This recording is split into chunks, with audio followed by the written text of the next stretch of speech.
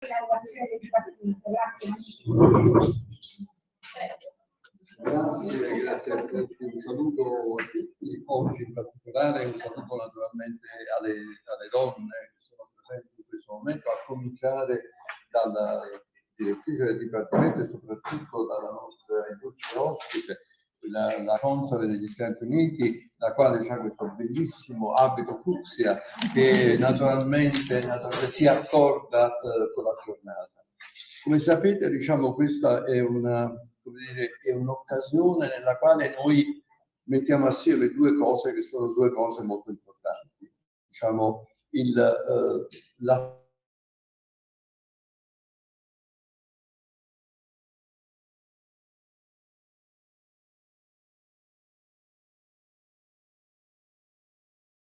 tenere un corso molto importante sulla presenza delle donne nella cinematografia di tipo popolare, aerospaziale, diciamo di natura aerospaziale. Lei proviene proprio da una università che è la maggiore università forse del mondo che si dedica alle tematiche di natura spaziale ed aerospaziale. Quindi c'è innanzitutto questo dato per il quale siamo particolarmente grati alla Fondazione Fulbright e quindi agli Stati Uniti e quindi alla console Tracy Roberts-Pounds che in questo momento la rappresenta. Ma poi naturalmente questa cosa di donne, con una direttrice donna, una console donna, una professoressa donna, abbiamo cercato di farla nella giornata delle donne. Ci è sembrato che fosse una cosa giusta particolarmente in un luogo come questo, che non dimentichiamolo, porta un nome di donna. E lo porta varie volte, perché questo, diciamo, complessivamente la nostra istituzione è dedicata a una donna, perché Orsola Benincasa è prima di ogni altra cosa, è stata prima di ogni altra cosa una donna, una coraggiosa donna di fede che ha una grande fondatrice, ha fondato un complesso assolutamente straordinario di valenza internazionale. Se voi vedete nei nostri luoghi troverete gli stemmi seicenteschi delle grandi famiglie imperiali e reali del mondo che in quel momento facevano delle donazioni a questo complesso femminile che era Napoli, perché era un complesso femminile a cui si guardava da tutto il mondo, quindi un patrimonio formidabile. Poi questo luogo in particolare ha ancora altri nomi di donne, perché si chiama anche la Solitaria, si chiamava la Solitaria, si chiamava Santa Caterina, insomma donne, in un'università, questo voglio sottolinearlo, fondata da donne. Questa università è stata fondata da donne, e cioè da Adelaide Pignatelli di Strongoli e da Antonietta Pagliara, ed ha avuto sempre una storia di donne. Quindi, come dire, siamo nel luogo giusto per fare questa celebrazione, rispetto alla quale vorrei fare una semplice e sola considerazione.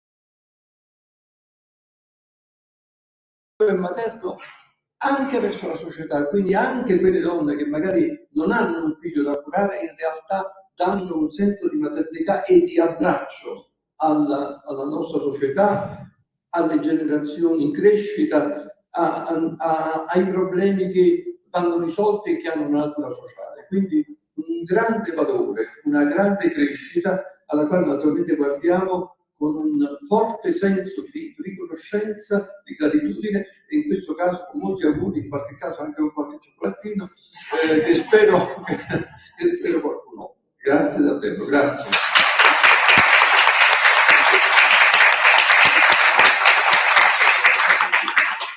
Grazie. So I can still speak in English, right? Yeah. That's the deal? Yes. Okay, my space in women in space vocabulary is limited. Good morning. Good morning. Good morning. Yes, you don't have a problem. Thank you so much to the wonderful rector of this amazing university. I also want to thank Professoressa Villani, Professoressa Di Martino, and I also want to thank our Fulbrighter, Dr. Lathers, for being here this morning.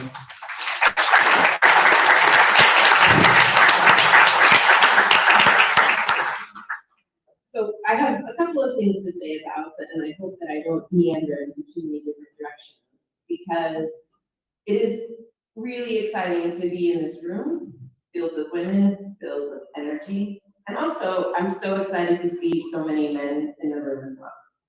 Because to succeed in truly empowering women, we need to do it as a team, men and women working together, making sure that women have a seat at the table, and making sure that we all have the chance to contribute. It's not at the expense of men, it's together, women and men working together. So I think it's great that you all are here as well.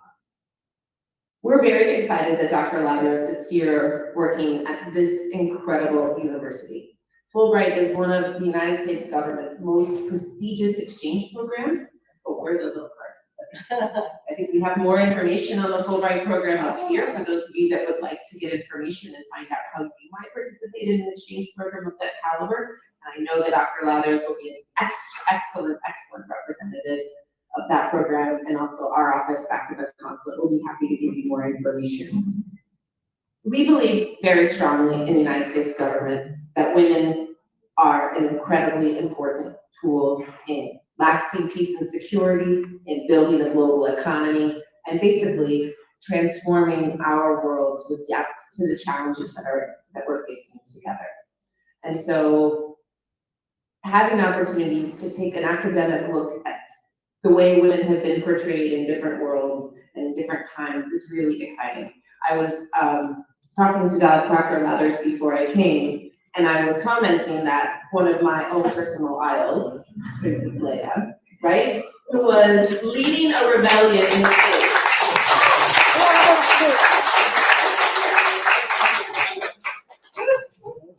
In 1977, Princess Leia was leading a rebellion in space. In 1975, women at the State Department were filing a class action lawsuit against the State Department because they had to resign if they got married. So it's just this interesting juxtaposition, the freedom that we can, and the rights and the opportunities that women were being given in these space roles that women on Earth are still struggling to address. And so I'm really excited to hear your lecture and to sort of see how you address some of those things. The last thing I would want to say is that I have a quote here from someone else. Hold on one second. Sally Rice, the first woman in space, said, when asked about being a role model, young girls need to see role models in whatever careers they may choose, just so they can picture themselves doing those jobs someday. You can't be what you can't see. So when I hear Dr. Sally Rice talking about that, I think, well, I one time when I was in 5th grade, I wanted to be an astronaut, and then I quickly discovered I wasn't good enough at math or science to really pursue that career, and I didn't want to be a pilot, so long pathway. I was speaking with a woman who worked for me at the State Department.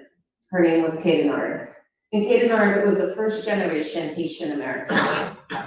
Anybody know anything about Haiti? It's a tough place, and it's been a tough place for a long time.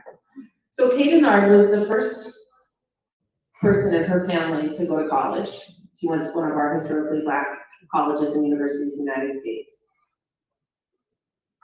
And she said one day she ran into a recruiter from the State Department who was talking about State Department interns. And even though she's an American citizen and had grown up her whole life in America, she said it had never occurred to her that she could be a diplomat until someone said, you can be a diplomat. And so I think there are so many things in daily life and careers that we have to have a woman go there first, and then we have to tell other women to go. And I give kudos to Italy because you have a female prime minister. We now have the first female vice president in the United States. So irrespective of what you think about politics, every little girl in America can look at the vice president's office and say, that can be mine. And every little girl in Italy can now look at the prime minister's office and say, that can be mine. I can lead this country. And so I think there's just an incredibly important role of getting there and then showing other women the pathway and seeing how they can get there too. So I don't want to talk for too long because I want to hear the lecture, and then I'm happy to take questions and talk about other things as the morning progresses. So thanks for your attention.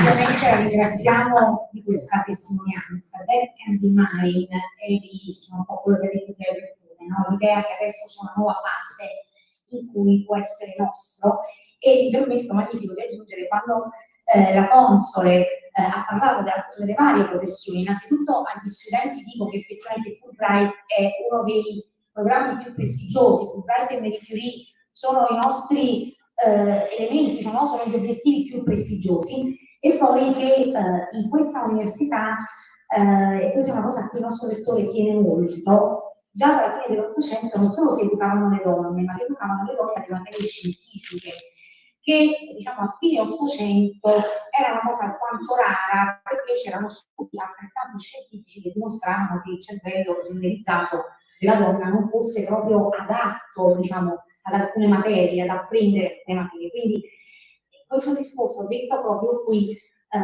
ci riempie davvero di gioia, e quindi la ringraziamo moltissimo questa mattinata, ovviamente magnifico. Io ringrazio Emilia Di Martino che è la nostra che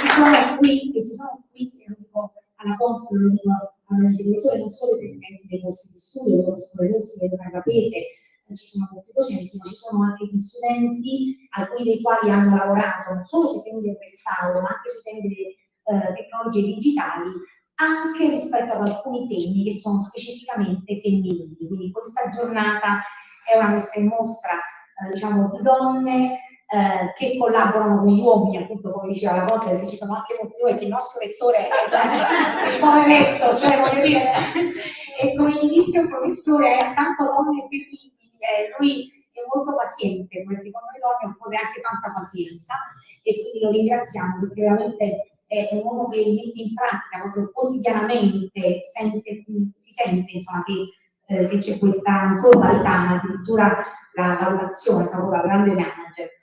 Va bene, magnifico, non so se vuoi aggiungere qualcosa. Io sono veramente, mi sento parte di questa festa, sono stato contento di esserci, sono costretto ad allontanarmi, vi lascio i cioccolatini, sono pochi, però insomma ci guadagnate comunque, Grazie, arrivederci, grazie. Grazie Emilia, a te il microfono. Thank you so much, Consul General, for this very inspiring talk. Well, I'm going to conduct this event in a very essential way. Okay, I'll reduce my contribution to the bare essentials. So for the time being, this means just calling to the floor our Fulbright Scholar, Professor Lathers. Professor Lathers is teaching two courses. one on American fiction for the triennale students, so undergraduate students, and another course on women in outer space in popular films for graduate students. Professor Lathers has written a book on this topic about women in outer space in popular films, media, and she's going to speak about this today. She holds a PhD in French literature from Brown University, so one of the universities of the Ivy League. And she has 2 MA degrees, one in French and one in English literature. She taught for 20 years at Case Western Reserve University in Ohio, and now teaches at Embry Riddle Aeronautical University, as you heard. She has received grants from the National Endowment for the Humanities and also Fulbright Awards in France and Cameroon, as well as Italy. Also publishing books and articles on French, British, and American literature and film. So she's going to offer the audience some highlights from the courses that she's teaching.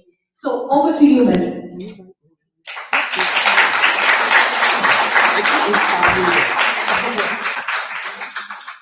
Hi everyone, buongiorno. Maybe someone could turn out at least one of those lights back there, if not both. Oh, good, thank you. Thank you, Mary. Grazie. All right, can you see her? Oh, thanks. Okay. Oops, okay. Oh, this, I guess. I'm not used to holding a microphone, so I might drop it. I'm very clumsy, and I also have a lot of foot problems. So if you see me starting to lose balance and go in one direction or another, maybe someone will push me back up. Because this happens. Gravity, we can't always count on gravity. Yeah. So when I started teaching at Case Western, I started teaching a course called Women in Outer Space, and the name of the university is Case Western. So the students started referring to me as a Professor Space Case. Because Space Case is an expression in English meaning somebody who's very spacey, who's, blah, blah, blah, blah, blah. Anyway, so I thought that was pretty funny. I'm assuming they did it because they liked me, not because they were, making fun of me. So, Spacey Tracy. Spacey Tracy, all right. Hey, give me a hug. Yeah. So I really want to thank you all for coming today. It's great to see such a big crowd. I hadn't even realized when we were planning this with Professor Essa Di Martini that this was going to be International Women's Day, because that's how ignorant Americans are, that we don't really celebrate a little bit more and more, but in general, traditionally, we don't celebrate International Women's Day in the United States, which is ridiculous. And so I hadn't even realized it until fairly recently. I was fortunate last March 8th to be in Mexico City for Women's Day, and I hadn't thought about it then either until suddenly there were massive crowds of women demonstrating in the streets right outside, and so I got in that crowd with them. So I think the idea is I need to leave the United States every March 8th and go somewhere that understands that this is something important to celebrate. So first, I really want to thank the Rector for being here. I was called to refer to him as Il Magnifico. Seems magnificent to me. So he really was instrumental in bringing me here. I mean, he had to be on board with it and write a letter for it, and I really appreciate that. I want to thank the Consul Tracy Roberts-Pounds, whom I've just met, and has that kind of Nancy Pelosi thing going on, which I really like. Maybe that's an inside joke, but I'm really looking forward to getting to know her, and thank the consulate for being part of this. I want to thank my students who are here. I've seen them. Wow, in both of my classes, I'm so impressed with the students. I cannot tell you, I had no idea what really, I mean, yes, I was counseled on this, but I really didn't know what the level of English would be, and it's very high. It's for both of the classes, it's higher than I could have imagined. And so I'm very happy about that. In the undergraduate class, it's called fiction, but actually some of what we're doing is not fiction, but we're reading coming of age stories by American by Americans, so about growing up and the teenage years. So, and then in this course on women in outer space, which I've taught many times in the United States, the graduate students are at a really high level. They, you know, when I talk about theory and, you know, it's just like immediately there's comprehension and in English, you know, at a high level of speaking. So I'm really impressed with that. So, but the person I really owe the most thanks to is stand up, Professor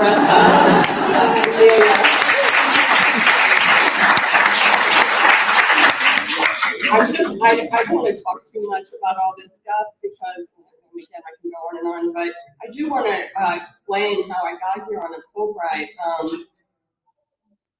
I was looking, I had Fulbrights two Fulbrights in the past, and I thought, you know, maybe I could get another before I go the way of, you know, going into space one day. And so, you know, I've always loved Italy. I studied French and Italian when I was an undergraduate, mostly French, but I had a minor in Italian. I spent a summer in Florence. This is 40 years ago. My Italian's a little rusty, but we're trying. And then I had come back to Italy many times, spending a summer at the American Academy in Rome, for example. And so I thought, I'm just going to look and see what's going on in Italy and see if, you know, there's anything I could apply for. And there is a consortium, actually, of Southern universities in Italy that Fulbright supports with, I think this year it was 5 Fulbright Awards are there to send people from American universities to the universities in Southern Italy. And I thought, well, I like Southern Italy. So, hey, maybe since there are 5, you know, there's a decent chance that I could go there and I can talk about how I have studied Italian language and literature, and that might help my case, right? So I looked up, they had a list of all the Italian universities in the South that participate in this consortium, and I looked them all up, and I wrote to all the, you know, maybe there were like 20 places that had humanities programs. And then I was getting to the point where I thought, well, I'm not hearing back from anyone, you know, and I said, hey, I want to apply for Fulbright, but I need a sponsor. I needed a university to say we want her to come. And just not long before the deadline, I think it was like a week before the application deadline, I got an email from this wonderful professor at a university I'd not heard of, but that looked amazing to me, especially, I mean, for an American to go and teach, you know, in this old convent or something. I mean, it was just like, wow, this is up on the hill above Naples. I mean, it was so incredible. So, you know, she made it all happen, and she deserves, you know, special thanks from me and from the university and from everyone for that. So let's talk about women in outer space. This is just the cover of a book I published in 2011 about this topic. I'm originally a French literature professor and French language, but then I got a master's also in English literature, and I started working on film and kind of spreading out and doing other things. And this really, the origin of this book is the classroom. I was teaching in the 90s, I was teaching advanced feminist theory for our women's studies program. And so I was doing different units. And I decided to do a unit on film because I had studied film as a graduate student. And I won't get into the long story of how eventually this became a 2-week unit on outer space movies where women were central to those films. And then, so over time, teaching it 5, 6, 7 times, I started to think there could be a book about this. You know, there are lots of parts of books about this or articles about this, but there was no real kind of serious, lengthy study of this phenomenon. So that's where the book came from, and a lot of, you know, a lot of ideas were, of course, brought to me or encouraged and critiqued. A lot of my own ideas critiqued by students, and so that was very important. So what I wanted to do in the book is talk about the representation of women in film, which is, of course, different from real women in the world, right? Real astronauts, okay? And I was more interested in women as astronauts. And the word astronaut I use in the book in a very general sense to refer to any human woman in space. Okay, so it's a broad usage. So I'm more interested in the book in the representation of human women in space than I am in aliens in space, partly because a lot more had already been written about that. Although of course it comes up here and there because it's a fascinating topic, and you can't really stay away from it. And also because when human women go to space in films, they're often set up against an alien woman. Can aliens be women? We don't know. But anyway, they're called women. So you have this opposition that's really interesting. So I'm just going to do a few minutes of very brief kind of history of space, the space race and space in the United States, and then we're going to get into two particular films. After I talk, my students from the class are going to talk about two films that we started this semester with that are from the 1920s, okay? But today I'm going to present two films that we also are studying from the 1950s. So as far as the history of the space race in the United States, I made a few notes so I don't, not so great with actual dates. So the space race really starts in the 1950s, right? We're in the Cold War period. So the United States is, of course, very concerned about the capabilities that the USSR is developing, has developed in terms of nuclear power. So as the 50s move on, the country is more and more concerned. And, you know, now that World War II is over, as you know, the Soviet Union becomes the big enemy of the United States. And oftentimes we can see in films of the 60s, not only the 60s, but we see references to this, although Russia, USSR, Soviet Union is never specifically named as kind of the enemy. But people understood that that was the big enemy, the big other, that the United States was trying hard to, outmaneuver, trying hard to beat. So being number one in space was related to, not letting the USSR be number one. This was very important. Also, at the same time, you probably know in the United States, there was a lot of hysteria about communism and the spread of communism from Russia. I should say the Soviet Union to different parts in the world. So the United States is trying to kind of make a list of allies that we can convert to democracy. And the Soviet Union is making a list of allies that can become communist. So there's this sense of paranoia in the United States that has been studied a lot about the issue of communism, also just the issue of nuclear weapons, right? So what had been a space program since the early part of the 20th century, and there was something called NACA, N-A-C-A, that was, running this programming from the government, became in the 50s a program that was related not just to breaking the sound barrier and then going further and further up in the stratosphere or up above Earth. And by the way, outer space is 50 miles or more above the surface of the Earth. That's what it's considered. So it was less related to just being able to do this technologically and more related to defending ourselves in the case of a war with the USSR, to the point that the public was told in the 1950s and 60s things that simply weren't true about the Soviet Union's capabilities. So Americans were feared things that they probably did not have to fear. But this was the situation. It also had to do, of course, with elections and politics and who could drum up enough anxiety and fear in the public to be elected to office. So in 1958, NACA was turned into NASA. So the National Aeronautical and Space Administration, run by the government. And NASA decided, we want to have a civilian program. It's a civilian agency, so it's not directly tied to the military, although before that the Air Force had been the ones also pursuing, trying to get planes and pilots to go up into space.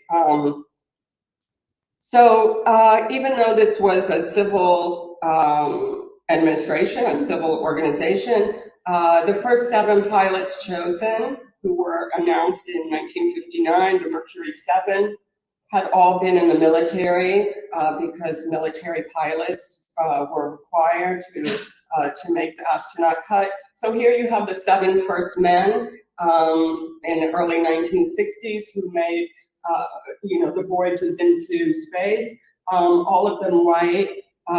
There was an age limit. All of them married with children.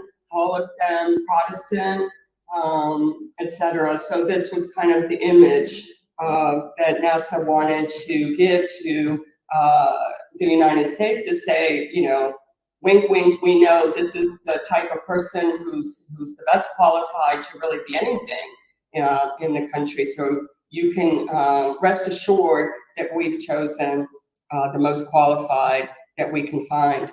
So the Mercury 13 is actually a nickname given by the media to a group of women, and this is some of them, not all of them, a group of women who underwent tests to be, hopefully they wanted to be astronauts. Now these, in the very early 1960s, now these tests were not done by NASA. They were unofficial tests, and these women were never trained. They were never part of NASA because it was stopped. And so, these women, they were all pilots. They were all very qualified in many ways. And they went on for a long time thinking one day, they'll let us be astronauts. So this is when, in 1983, when Sally Ride, the first American female astronaut to go into space, was lifting off at the Kennedy Space Center. 7 of the Mercury 7 were able to attend, okay? This is the group of astronauts. So from the Mercury 7 on, each group had a number. So Mercury 7 was number 1. And then every year or 2 or so, there would be a new group of astronaut trainees. So group 8 was a very large group, unusually large. 35 astronauts were trained, began their training that year. And it was the first group that allowed women in it, okay? So 35 astronauts, 3 of them African-American men, the first blacks who became astronauts. 6 of them were white women, okay?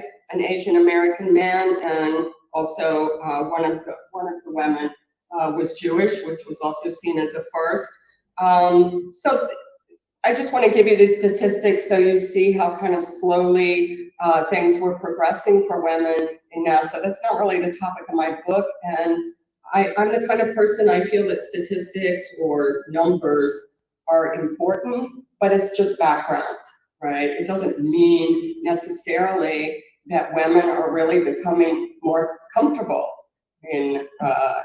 as astronauts or more comfortable with NASA, and I'm sure you all know that, but it's good to have some of these numbers as background. Now this group was chosen in 1978, and then it was in 1983 that Sally Ride, who you see here, made her first Ride, which is kind of a fitting last name, right? Her first, and everyone said, at the time there was this expression, Ride, Sally Ride, that was really nice, that made her first trip to space in the space shuttle, okay? Here though, we have Valentina Tereshkova, who was the first woman in outer space in the world, and she was Russian. Yuri Gagarin was, of course, the first man in outer space, and he was Russian, and that was in 1961. So we were 20 years behind on the women thing. So this is just to give you the statistics today. So there are almost, there's a decent amount of women astronauts, but this has been a rocky ride all these years. It's like this is not typical, has not been typical. of the split over the years. So I want to talk about two films from the 1950s. Actually, this film is from 1950, so very early. The United States, there had been movies that referenced space travel or that had some kind of cockamamie story of outer space in the United States before 1950, but they were very short, say very short silent films. No real feature-length film. By feature-length, I mean an hour and a half to 2 hours or so. No real feature-length films about even just men going into outer space. So there are probably reasons for this that we can get into later if you want. But you know, with the beginning, the end of the war, with the beginning of the Cold War, suddenly this becomes a big topic for Hollywood movies. Is something wrong? 1950. 50. Yeah, 1950. So Rocket Ship XM is one of two films that came out in 1950 that started, you know, this interest of Hollywood's in outer space. Notice it says the screen's first story. So it's the first story on the American, you know, Hollywood screen, but not, as we'll see later, globally. So here you see the four men who are going to be on Rocket Ship XM, which sounds very mysterious and maybe threatening, and the one woman. So that's why this film interests me. Lisa Van Horn is played by a German actress, which is interesting. Well, there was a German director too, but he was working in the United States. It's interesting because she has the German accent, which for Americans at least can make her sound more serious and scientific. And not really seen, even though she's German, not really seen as a threat at this point, not in, you know, in terms of actresses and actors. So Rocket Ship XM is the story of astronauts trying to go to the moon, but they veer off course and they go to Mars. So it's got both planetary bodies in it. Here's a pretty amazing poster advertisement for a movie from 1953. I have to ask my students, is it 53 or 54? I get confused. Catwoman on the Moon, I think it's 53. Thank you. So Catwoman of the Moon, just a couple years later. And Catwoman of the Moon was really the first of the really corny, kind of schmaltzy, kind of dumb, kind of silly of these films about going into space. These were B movies. A B movie is a phrase that means really low budget American movies that were made very quickly, and you can tell they were low budget, not a lot of care going into them, and they were just immediately pushed out into American movie theaters because, especially after the war, this became such a form of entertainment, the top form of entertainment for people of all ages. And we talked about how drive-in movie theaters would have these double bills with two feature films, and oftentimes they would be either monster movies, you know, or they would be outer space movies. So here's the first one. So we have four humans going into space in this movie. Again, one of them is a woman, Helen Salinger. But we have other women in the film too. We have the cat women, and the cat women live on the moon. They only go, in this movie, we only go to the moon, and they're gendered as women. So hopefully we'll have time for both of them. If not, please stop me, because we could just talk about one. So let's look at Rocket Ship XM, again from 1950, and you can see this on YouTube, very accessible, might be fun to watch. Lisa is a scientist in this movie. She's on the rocket ship because she's a very well-respected and knowledgeable scientist. She's supposed to figure out the fuel level. So she's a chemist. She has a doctorate degree. She's called Dr. Van Horn. Sorry, I forgot to put the Van in. She's called Dr. Van Horn. Several times throughout the movie, she's introduced as being just a regular part of the crew that is necessary for everything to go well. Throughout the movie, we see her status change, right? She becomes someone who questions her own abilities because there's an accident with the fuel, and this is going to lead to the eventual catastrophe at the end. She questions her own abilities, and her abilities as a scientist are questioned by the men around her. One of these men is her dissertation director, Dr. Ekstrom. Okay, so he at one point will, I hope to show this part, but when she says, "I'm beginning to doubt my abilities," and then she says, "Oh, I'm sorry, I shouldn't say these things," and he says, "For what? What are you sorry for? For being a woman?" So for momentarily being a woman. So she's, throughout the film, her gender is constantly referred to by men around her. She's also called a girl many times. She's called Miss Van Horn instead of doctor. So this is a way of reminding her and of reminding women that, yeah, you can be a scientist, you can get out there, but don't forget that you're a woman, okay?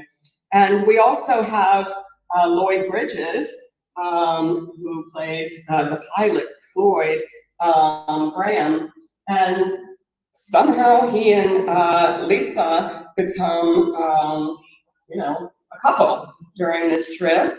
They've been working together for months, and he has been attracted to her, but apparently has not chosen to do anything about it till they actually get in the ship, when you would think they would have better things to do.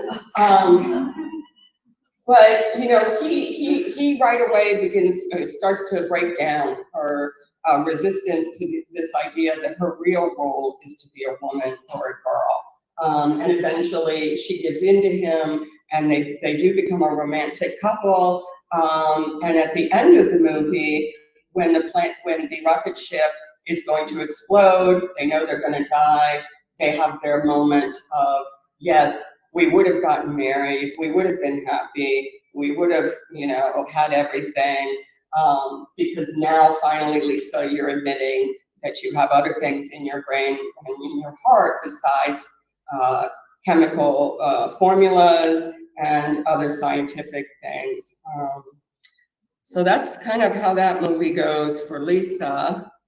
There are two other women actually in this film, and I don't have a photo, unfortunately, of the newspaper reporter, but there's a female newspaper reporter at the very beginning of the film who questions Lisa, Dr. Van Horn, before they get into the rocket ship about being the only woman on the trip. And she says things like, aren't you nervous about being the only woman? Isn't this strange?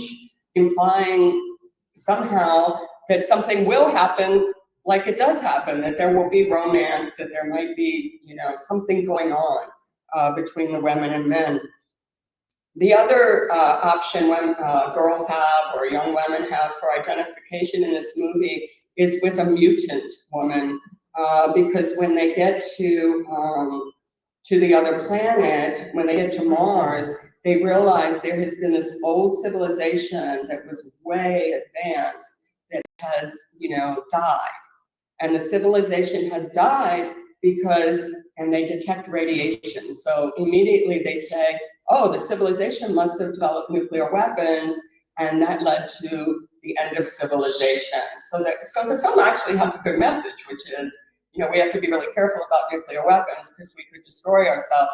But in the meantime, certain people have survived on Mars, but they're mutants, meaning, their bodies have changed, they're blind, their brains, they're not intellectual, they don't think well, they've become savages again, they've gone back to prehistoric times. So we have one mutant, you can see the men here, but we have one who is a woman, and of course she's the sex symbol. And we'll see her again many times in the 50s and 60s as kind of the prehistoric woman in film, and also sometimes the prehistoric woman found in space. So I think it's interesting that, you know, these are the three options for women watching this. And I'll show very briefly. Oh. It worked before. Tried before and it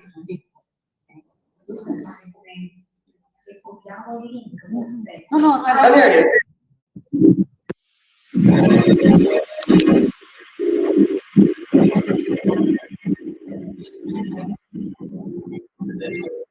So this is going to be Lisa and Zoe talking about her being a scientist. Oh no, sorry, that's Dr. Van Extract. Doing their figures.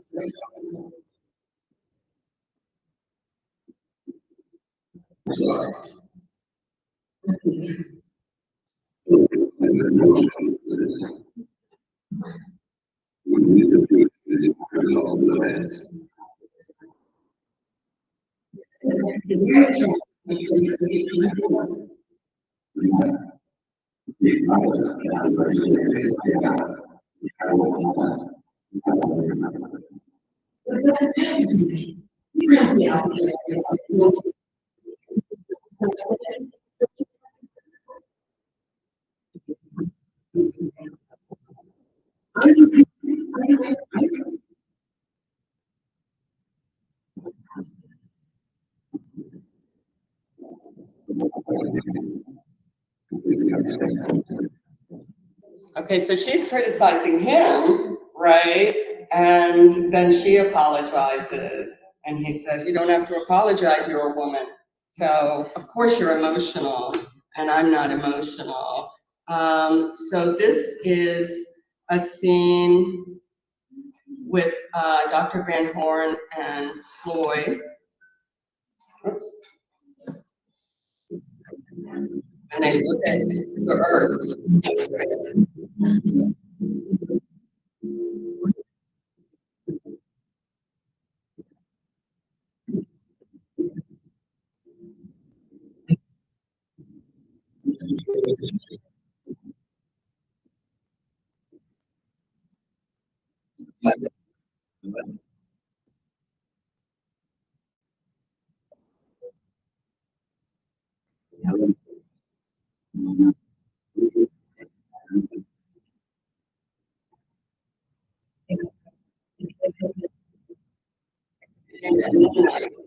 Is a very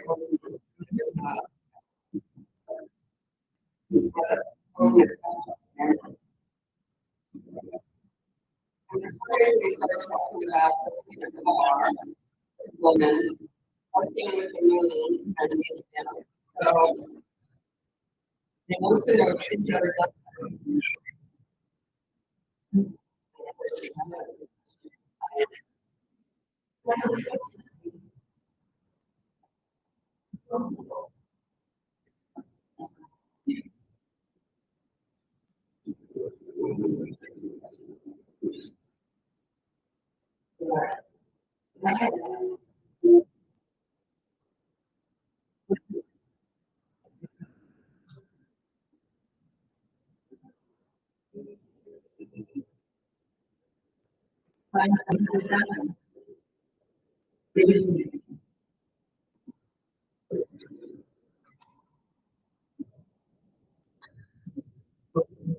So they're getting close to each other, and suddenly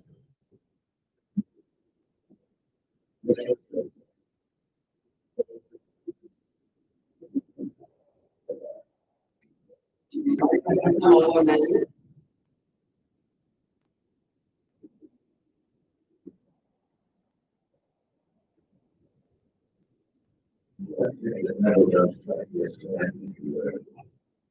Talking about being in a convertible with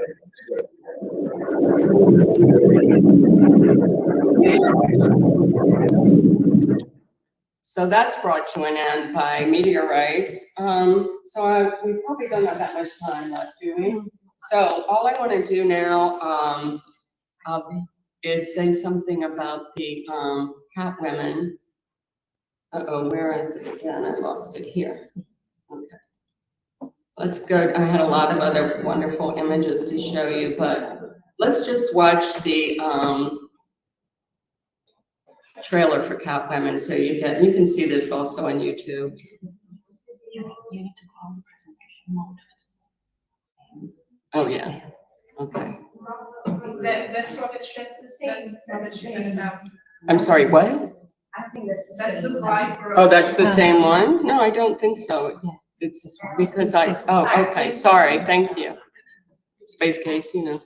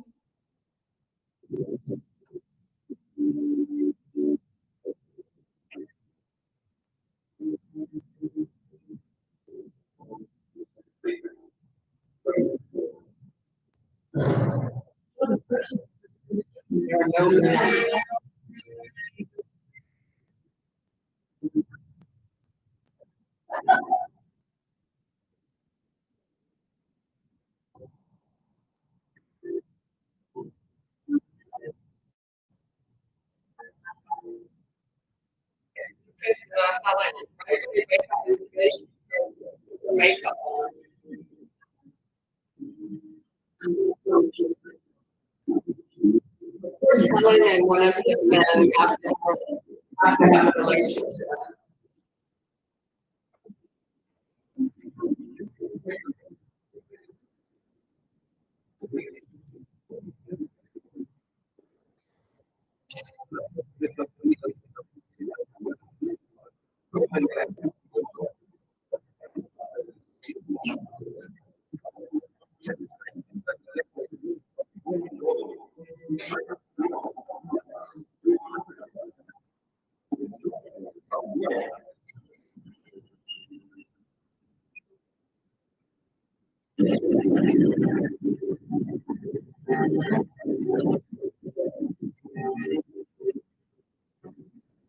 So basically what we learn in Cat Women of the Moon is that feminists and the women's movement that is, beginning at about this time is going to destroy us. So we cannot let women get rid of men and take over the world, even though they're very, very sexy.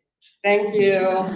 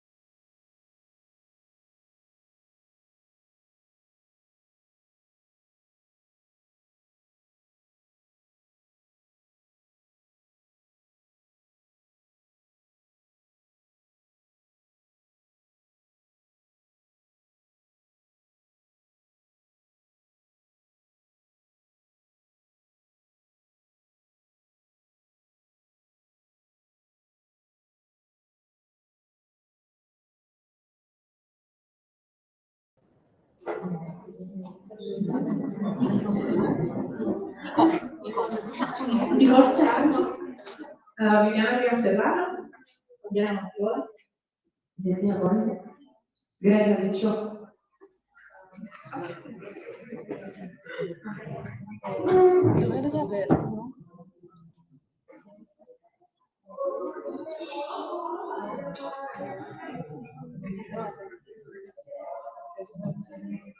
Ecco.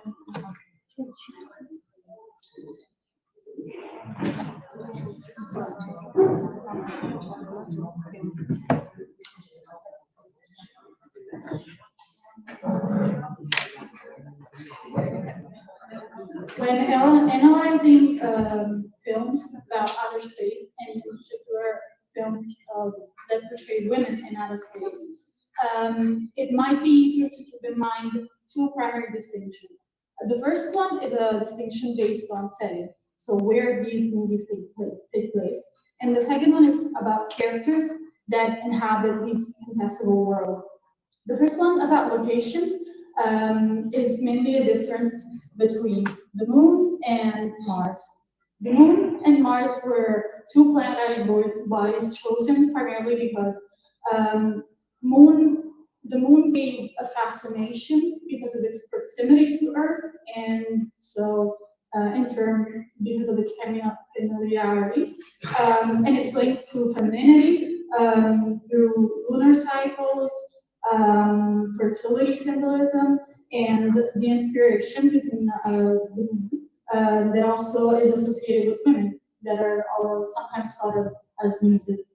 Mars, on the other hand, has connotations of exploration and possible colonization, and it's linked mostly to violence and war, thanks to its namesake god of war, Mars.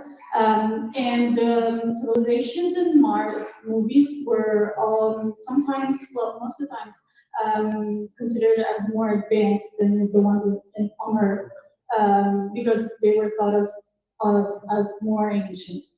The second distinction is based on representation of women. So we have alien women and human women. The alien women provide a blank canvas where a woman is taken out of her context, so outside of societal norms of the time that the movies were made. And so it gives a possibility to explore womanhood outside of those norms. And for contemporary audiences, we can see and look at virtues and vices of the time in a more objective kind of way. As for human women, in these movies, they were confined by those societal norms and thought of as the good women. And even if at the beginning of these movies, sometimes they were not complying with the norms, again, of the time that the movies were made, by the time of the ending of the movie, they had this arc of womanization. And so they portrayed the idea of womanhood of the time that the movies were made differently from alien women, even though sometimes even with alien women, they at the end of the movie were domesticated as the same way as human women. The first movie we can talk about is Lita, Queen of Mars, which is a Soviet movie made in 1924, based on Alex Tolstoy's novel. The main character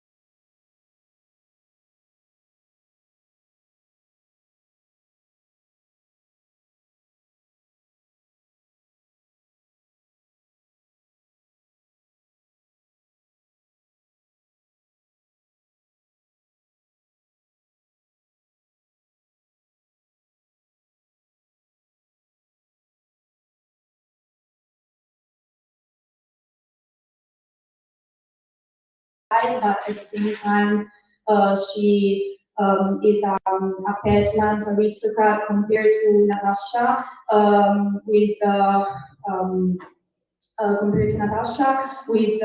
proletarian earthling, and she's portrayed as a very caring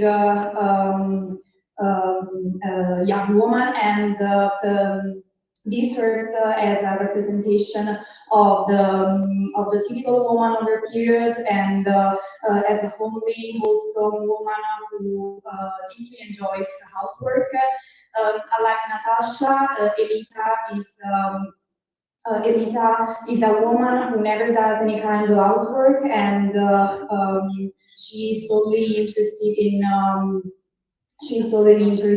love, passion, and adventure. She's the seductress, the exotic other, the ethereal queen who draws the male protagonist into a fantastical world.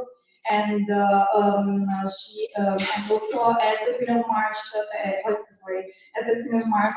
she raises questions about gender and power. Since while she holds a position of authority, her power is limited by the patriarchal structures of the national society. And however, at the end of almost at the end of the film, her liberation symbolizes the struggle for gender equality and empowerment.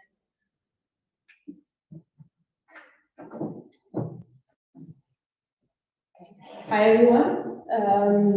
The movie I'm going to talk about is Prowling Monde, which is in English Woman Moon, and it's a movie that was written and directed by Fritz Lang, and it came out in 1929, and it's the first movie that brings in the cinemas a scientific theory about how a spaceship can go from the Earth to the Moon. And in this movie, we see for the first time the project of a rocket ship. And it's also about the story of Herr Helios, which is an engineer, and he, with his crew, goes to the moon, supported by the theories of Professor Manfeld, who 30 years before attended in a conference where he presented a manuscript where he wrote all the information about how a spaceship can go from the Earth to the Moon. And Professor Helios' project is sabotaged by an association of spies which wants to control all the gold in the Earth. And Mr. Turner is an evil man who represents this association. At the end of the movie, they can finally reach the moon, and they will discover that the most important thing on this satellite is to survive. In Prowling Monde, we can find some important things, such as the fact that the spaceship, in order to get in space, has a countdown from 10 to 1. And also the fact that as soon as it reaches the atmosphere, he rejected some parts of the spaceship. But we also find some hilarious things, such as the fact that there is that they can breathe in space, and also the fact that there is gold in the case of the moon, which is pretty strange, and that's why the evil man wants to get to the moon to control all the gold on the Earth and to get rich much more than they are. Okay. So Frida is the female role, she's the female character in the movie, and she's the eponymous woman in the moon. She's a rather unique character for a series of reasons. She's given a multitasking role in the movie, which is quite interesting. She's both the love interest and the emotional anchor in the film.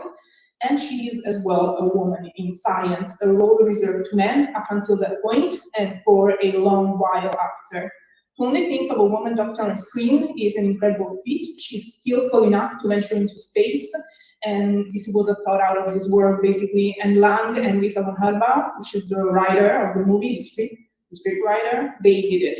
To this day, the narrative of women in STEM is as relevant as ever, and the fight for a rightful and respectful place for women in science is very much alive. To think of this movie as a century-old one makes it that much more impressive. And even everything that I've just said is quite an impressive feat, as I said. Not everything is as good as it might seem.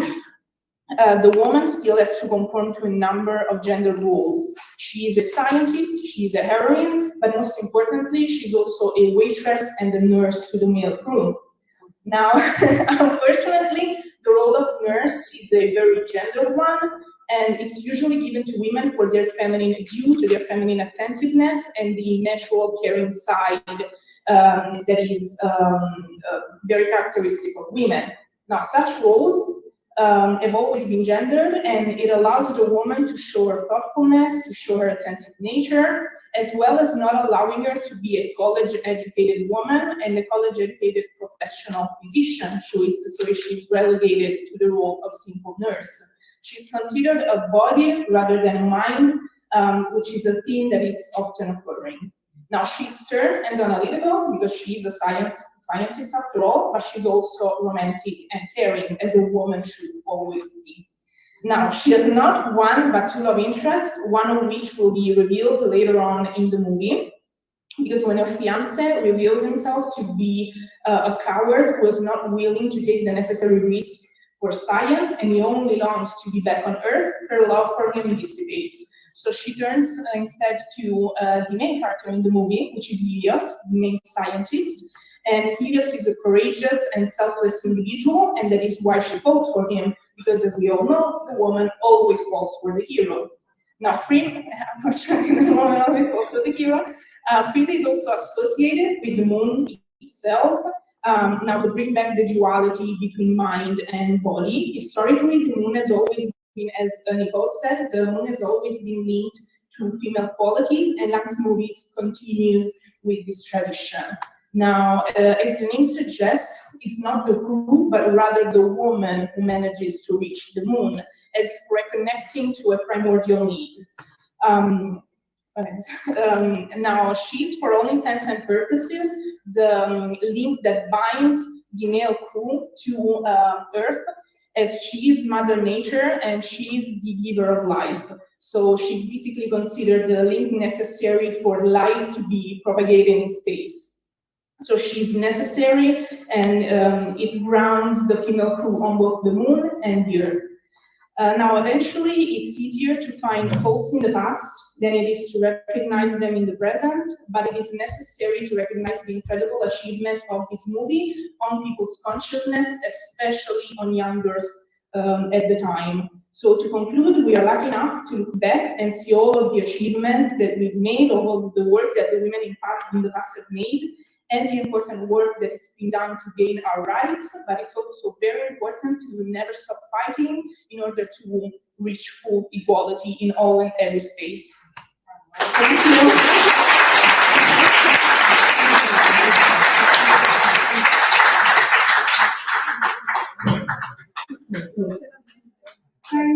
Thank you. And we're running short of time, but we still want to take a couple of questions from the students, if you don't mind. 2 or 3 questions from the students.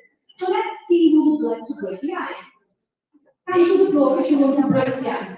The questions from the students. Posso dire una cosa innanzitutto? Vi ringrazio per il livello di inglese che voi avete usato oggi. È proprio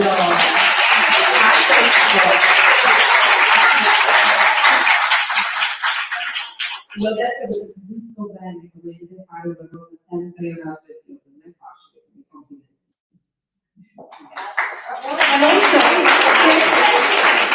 they had very little time to prepare this, because of course, Professor Lathers is running this course like 4 times a week, and it's been really hard over the last 2 days. So she had to compact quite a lot of things in just a few days. So thank you, really thank you. The students really did a great work. So I'm really grateful to Professor Lathers and to the students, and of course. So who would like to break the ice? Come to the floor. It's nice to have a young man's question. Good morning. So I have a question for the We're now very close. So I recently read Thomas book for the Working Content, where it discusses the women's condition in impoverished family near Naples, and especially in Siena, the city where I come from. He notes that women in these families lack ambition and the will to pursue a career. They prefer to stay at home and look after the families. And so even though Italy has moved forward a lot over recent decades, I've noticed that this phenomenon persists despite ongoing feminist movements. So my question is, have you ever encountered similar dynamics? And if so, do you have some idea of why this phenomenon is often persists? Big question. It's a huge question. I don't know, Dr. Lathers, if you have a perspective on this as well. So I can't speak to women in Naples, right? I'm not a Neapolitan woman. I didn't grow up here. But I can speak to this complexity of looking at your life and deciding all of the things that you want out of it and not knowing if you can have all of those things at the same time. So in America, we've been in this lean in, lean out, do it all, do it not, and it's a huge struggle for working women. You're criticized if you have a family and you spend too much time at work. You're criticized if you leave your job to spend time with your family, or as you're saying, you don't even have the aspirations, I think is what you're suggesting when you think of yourself as having a career independent of your family. It's a hugely complicated thing for women. And I don't see men going through the same scrutiny. No one is saying to men, why do you spend so much time at work instead of making sure that it gets done at home? Right? Why is that only our responsibility? So I think it's a larger conversation, and it's one that is very active right now in the United States, where women are struggling to figure out, what do I want to do? What do I want to be? Can I have all the things I want? And then how, if I have a partner, how is my partner participating in our shared success as a family? And I think that is the conversation that maybe I didn't always have.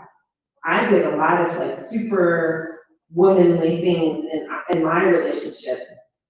I have 3 kids. I'm married to a diplomat, and like I found myself worrying about the soccer schedule and the wrestling schedule and the grocery store and the meal planning. But why was that only my job? So I would say to the men in this classroom, as you look at your life going forward, that dialogue is what shifts, I think, all of these choices for people. Does that help? Did I answer the question? I don't know if there's a right answer, but that's just, I think it's something that we all have to think about.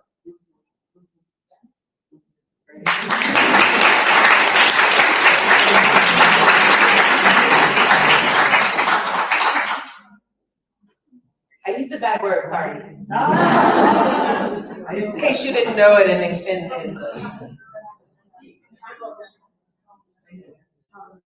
Good morning, professors.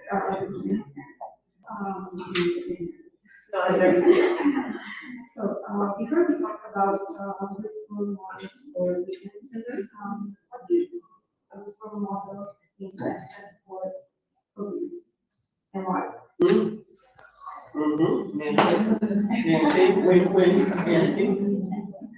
So, in case everyone heard, what's a good role model for women in 2024?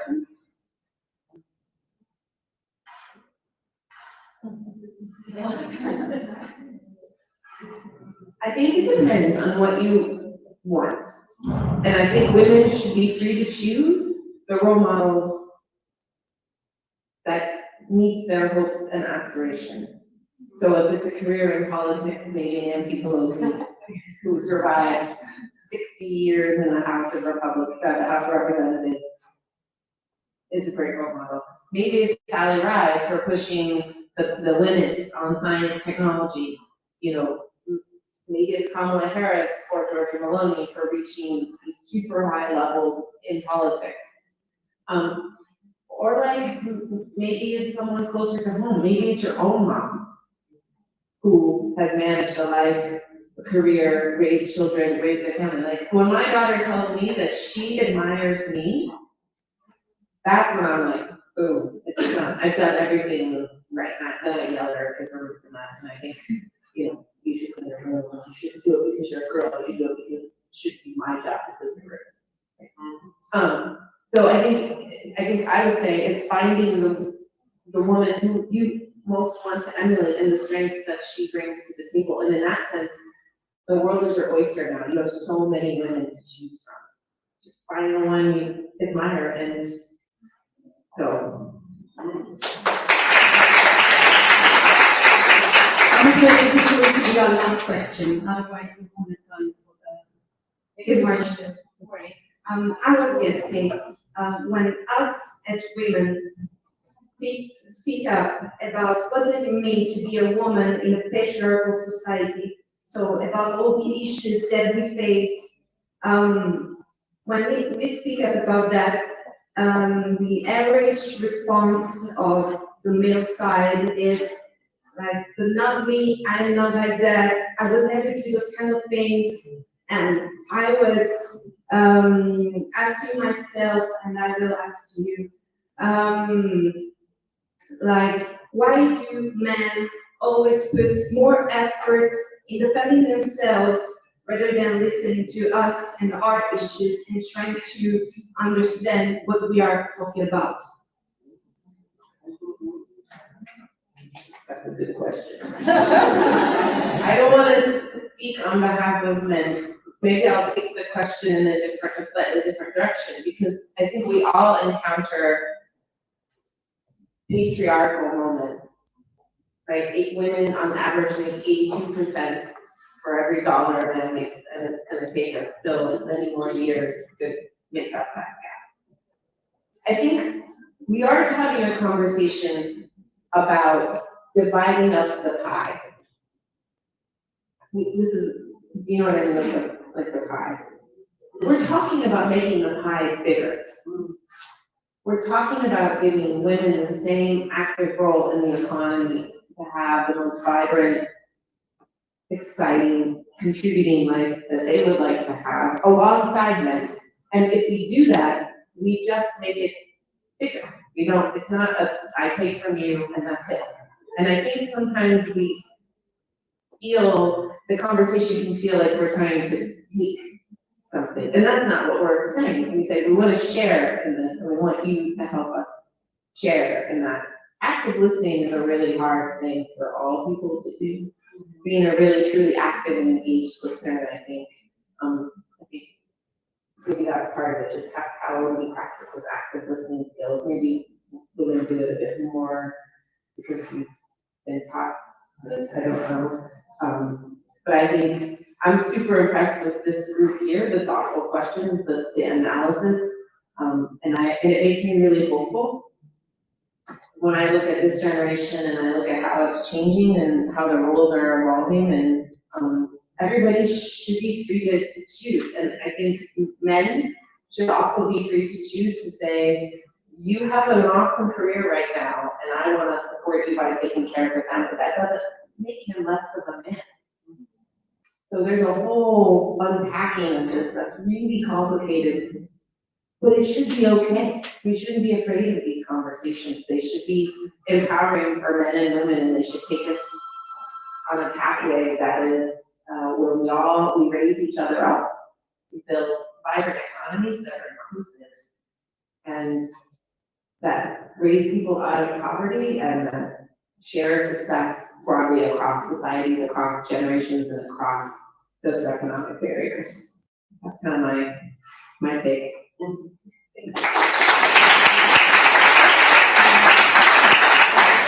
Thank you so much for your inspiring words and also for being a role model for all these students here today. Okay, actually, I also want to express my gratitude to Dr. Antonella Di Maio, because really made it possible. So, really grateful, okay? Really grateful. Okay, now I'm going to hand you over to my colleague, Caterina. She's going to facilitate the next session. We have a nice mixture of accents and varieties of English here. Like, we really believe that English is no longer the monolithic language it used to be. We should talk about Englishes. So, American, British English, American English, Australian English, and also educated Indian English. And I have to say, I particularly like this accent.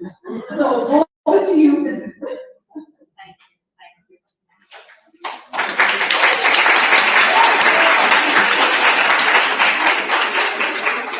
You're too kind, I'm showing all kinds of shades of red. But anyway, we're going to follow Francesca, and we're going to go to the workshop, the restoration workshop, and take a look at all the wonderful work that everyone's been doing. Next to Francesca. Good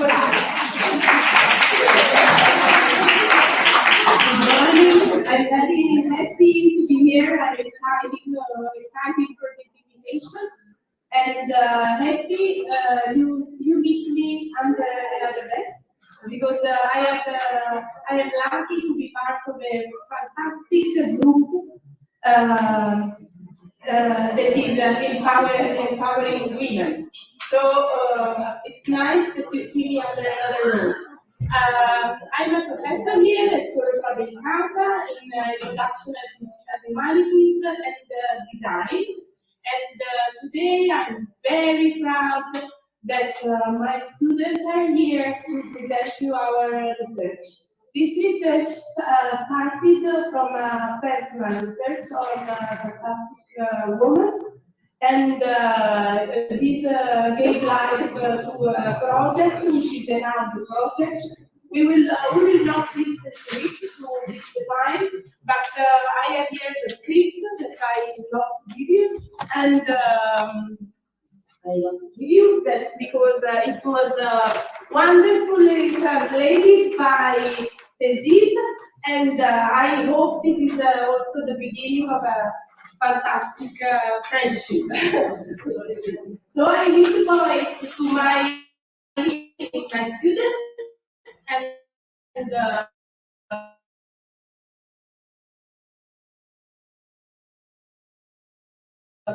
here we go. Thank you everybody for coming, and thank you for listening to us, for giving us the time to speak. We are the students of the second year in digital course in digital humanities, and to celebrate Women's Day, we decided to present to you our project about Mariam Mirzakhani, who is an Iranian mathematician that actually led growth in a field that was mainly filled by male presence. So the first presentation of this project happened on May 12, 2023, which is the birth date of Mariam, but also the day when Women's in Math is celebrated, especially, it was actually established, especially in Omar. We realized this project to show how two different subjects as maths and arts can combine themselves, highlighting what is the interdisciplinarity of our new course of study actually. Thanks to her story and her work, we decided to create this project, especially to focus on her capacity to put together, her capacity of putting together two completely different subjects, which are apparently really different, but actually have lots in common. So I'll leave you to my colleagues who will go on focusing on her life, work, and achievements.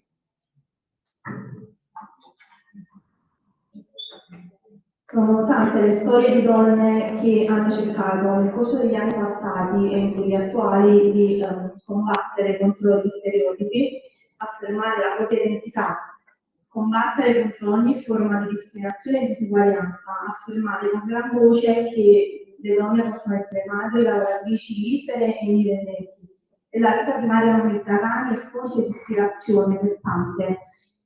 Basti pensare al coraggio che Mariam ha impiegato nell'andare controcorrente, basti pensare al fatto che Mariam si è mostrata alla società senza velo, col viso scoperto e con i capelli corti, cosa che è assolutamente vietata in Iran. E ci vuole coraggio appunto per andare contro quello che appunto è il destino che una società patriarcale vuole appunto imporci. Mariam Mezzagani nasce nel 1977 a Teheran e frequenta una scuola femminile, un liceo femminile, partecipa alle Olimpiadi di Matematica e di Scienza e nel 1994 è la prima studentessa a soli 17 anni a vincere 2 medaglie d'oro alle Olimpiadi internazionali della matematica. Trascorre un'infanzia in cui le viene insegnata l'indipendenza e il coraggio di perseguire i propri interessi in un Iran che è molto diverso rispetto a quello che è oggi.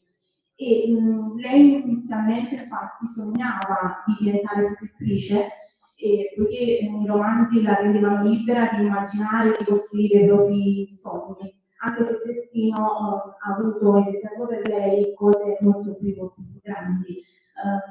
Infatti il suo incontro con la matematica può dirsi insolito, poiché lei approccia questa disciplina soltanto nel corso della fine degli anni del liceo.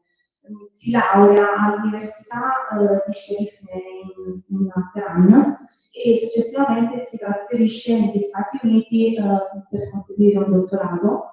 Diventa docente prima a Princeton e poi ad Harvard in California, a Stanford in California. E grazie all'importanza degli studi da condotti è la prima donna a ricevere il premio Field. Mariam Mezzagani purtroppo ci lascia con il ricordo e il coraggio di una donna fonte di ispirazione per le nuove generazioni e per tutte quelle donne che vogliono farsi spazio nel mondo. E non sarà il giorno della sua morte a rappresentare il ricordo di Mariam, ma bensì il giorno appunto della sua nascita.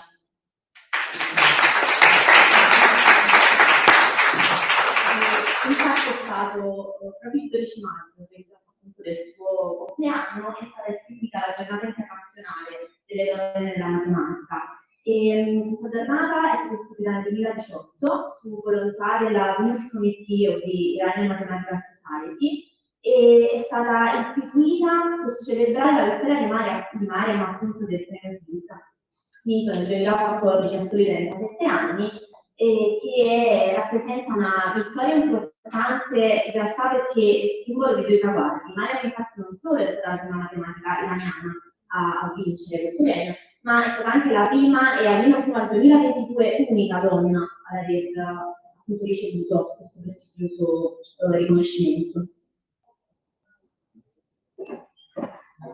Per quanto riguarda la parte del progetto, quindi abbiamo sviluppato, come possiamo vedere nella slide, un award dove all'interno troviamo dei QR code proprio per avvicinare l'utente e rendere questa esperienza interattiva. Quindi questa metodologia ha fatto sì che l'utente potesse esplorare quelle che sono le idee e anche i pensieri effettivamente della vita e anche legati ovviamente anche agli studi di Mariam Mezzagani. Per questo motivo quindi abbiamo scelto di inserire, per quanto riguarda il QR code, delle parole chiave che in un certo senso facilitassero l'utente ad approcciarsi, quindi ad avvicinarsi e a comprendere meglio i contenuti appunto all'interno dei QR code. Come possiamo vedere appunto alcune delle parole chiave riguardano per esempio MEI 12, arte e matematica, quindi la interdisciplinarità, ma anche numeri e lettere, donna e Iran, quindi comunque tutte delle parole chiave che hanno fatto sì che l'utente potesse approcciarsi in maniera più facile, più semplice a quelli che sono stati quei contenuti all'interno dei QR code. quindi l'interazione su due livelli per l'utente, una analogica e l'altro digitale. L'utente è invitato presso la board a ricalcare le superfici ideate da Mariam. Successivamente, la parte digitale, l'utente con lo smartphone inquadra uno dei QR code. I QR code in totale sono 6 diversi e permettono di indirizzarsi a video da noi girati, i dati e montati, che raccontano aspetti fondamentali della vita di Mariam e eventualmente sulle teorie matematiche. Abbiamo scelto i QR code perché sono un sistema veramente semplice e permettono di essere utilizzati con molta semplicità.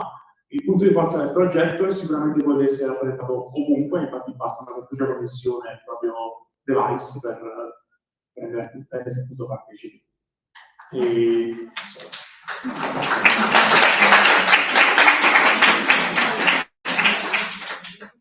On May 12, we decided to put into practice our project. So we printed some billboards with some barcodes with different videos and topics. And we positioned ourselves on the Unisol terrace at a big time to interact with the largest amount of people. And we invited them to lower themselves on the billboard to scan the barcode, of course, and to remark with a colored marker Mariam geometries and formulas. In the same way, she did her work and her art. And according to the feedbacks given by the barcode, we achieved a lot of interest and excellent results. And we created a lot of interest, especially with the guys. Inoltre abbiamo avuto la possibilità di partecipare alla 37esima edizione di Futuro Remoto dal titolo Intelligenze, che è una fiera che si occupa soprattutto del rapporto che può esserci tra scienza, conoscenza e società, mostrando al pubblico tutti quei lavori e quei progetti che hanno per lo più un fine socioculturale, politico o economico. Per queste edizioni ci sembrava fondamentale e ideale portare la figura, anzi l'intelligenza politica di Mariam, in quanto non solo è riuscita comunque a risolvere complicatissimi teoremi matematici, tra i quali cito le superfici di Riemann, ma oltre anche perché l'ha fatto in un modo tutto suo, che fosse interdisciplinare e anche artistico.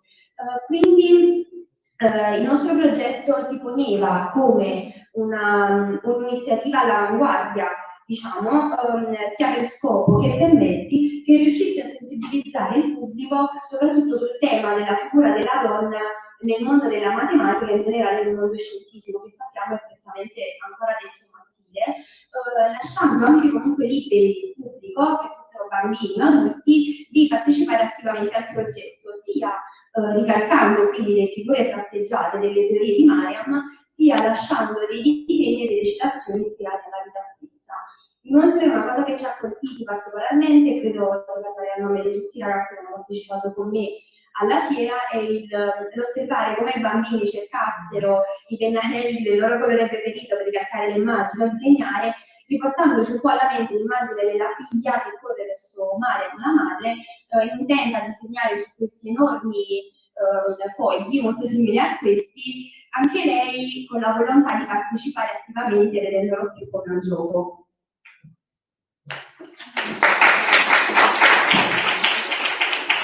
E adesso vogliamo concludere con questo video scritto e realizzato da noi che meglio può accompagnare questa giornata.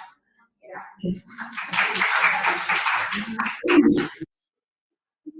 La giornata internazionale del matematica. Perché lo diciamo? Perché